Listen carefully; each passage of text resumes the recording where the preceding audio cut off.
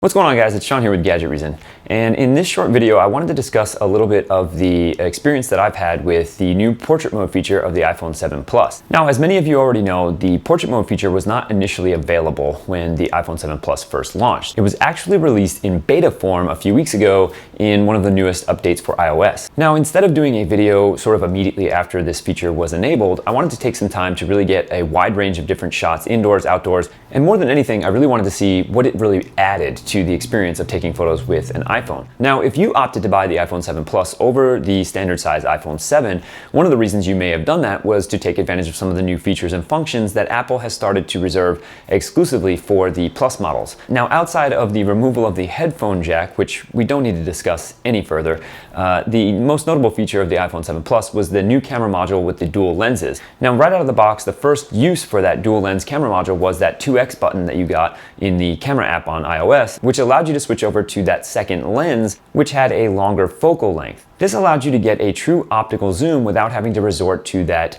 software or digital zoom that you typically had to use on the iPhone previously. The other benefit that Apple stressed about having this dual camera module was going to be the portrait mode feature. Now, Apple specifically took some time during the keynote to really highlight this portrait mode feature and show what kind of photos could be achieved having the ability to take advantage of both lenses, and they went into detail explaining the entire process of how the two lenses would work together to create this effect. Now, it's important to remember that this software is still being labeled as beta by Apple, and there's a few little software glitches that came up and some issues that I'll highlight when you look at the sample photos, but there's definitely some things that I think hopefully are part of the reason why this is still in beta form, and I'm hoping that Apple will iron these out before releasing the software in its final form. At this point, it's been well documented that Apple has sort of that reputation for repurposing either software or features or technologies that have already been out for sometimes years and presenting them as magical or revolutionary. And I'll be the first to admit that I think they have milked that cow completely dry.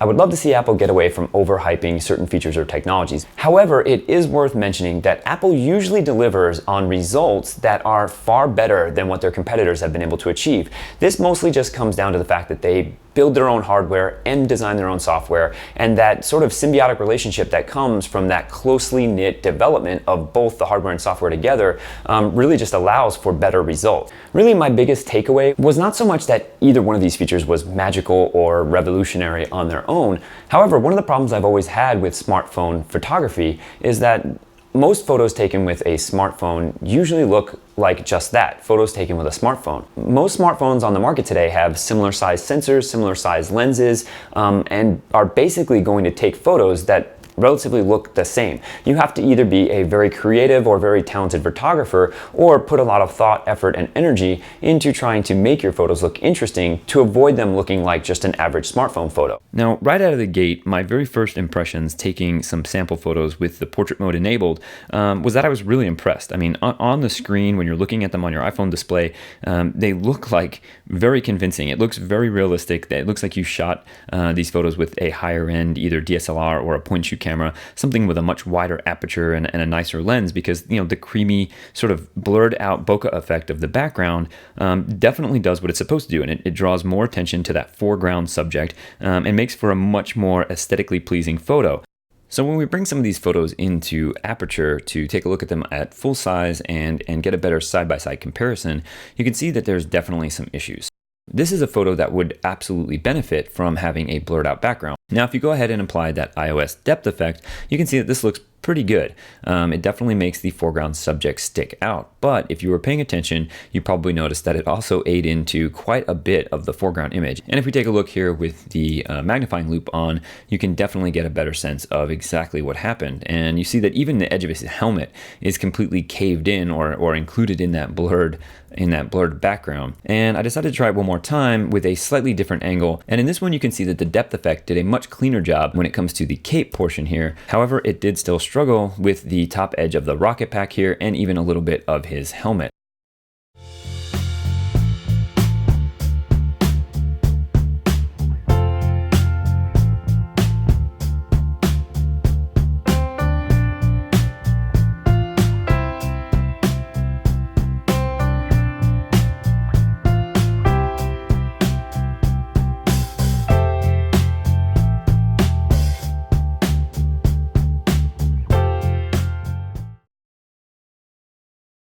I think the biggest benefit to Apple having added these two features to this year's iPhone 7 Plus is it makes it that much easier for you to get a wider range and variety in the types of photos that you're taking with your smartphone. I think for that reason more than any other, the addition of the portrait mode feature is definitely a win for iOS users and for iPhone 7 Plus users, because it's definitely giving you some more flexibility and creativity with the way you take photos. So what do you guys think? Is the portrait mode feature something you could find yourself using more in the future? Leave some comments in the comment section below and let me know how you're using the 2x zoom feature or the portrait mode feature on your 7 Plus. And as always, you can look me up on social media at Gadget Reason. If you liked this video, give me a thumbs up. If you loved it, subscribe to the channel and see more videos like this in the future. So that's it for me, guys. I hope you enjoyed this video. Take it easy and I'll catch you on the next one.